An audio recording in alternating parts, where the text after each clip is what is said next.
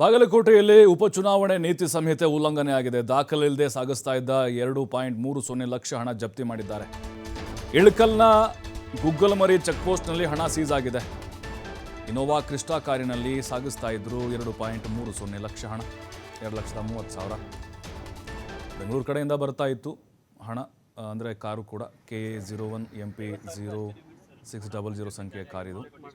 ಪೊಲೀಸರು ಸೀಸ್ ಮಾಡಿದ್ದಾರೆ. ನೋಡಿ, ಎಲ್ಲ ಕ್ಯಾಶ್ ತೊಗೊಂಡ್ಬರ್ತಾ ಇದ್ರು. ಈ ಟೈಮ್ನಲ್ಲಿ ಆ ಕಡೆ ಹೋಗ್ತಾ ಇದೆ ಅಂದರೆ ಸಹಜವಾಗಿ ಅನುಮಾನಗಳು ಬಂದೇ ಬರುತ್ತೆ. ಪೊಲೀಸರು ಕೂಡ ಅಲರ್ಟ್ ಆಗಿರ್ತಾರೆ. ದಾಖಲೆ ಬೇಕಲ್ವ ಅದಕ್ಕೆ? ಯಾರಪ್ಪ ಕೊಟ್ಟಿದ್ದು ದಾಖಲೆ? ಅಂದರೆ ಎಲ್ಲಿ ತೊಗೊಂಡು ಹೋಗ್ತಾ ಇದ್ರಿ, ಯಾರಿಗೆ ಕೊಡಬೇಕು, ಎಲ್ಲಿಂದ ಬಂದರೆ ಅದಕ್ಕೆ ಉತ್ತರನೇ ಇಲ್ಲ. ಹಾಗಾಗಿನೇ ಇದು ಎಲ್ಲಿ ಹೋಗುತ್ತೆ ಅಂತ ಚೆನ್ನಾಗಿ ಗೊತ್ತಿದೆ ಪೊಲೀಸರಿಗೆ. ಸೀಸ್ ಮಾಡಿದ್ದಾರೆ ಈಗ.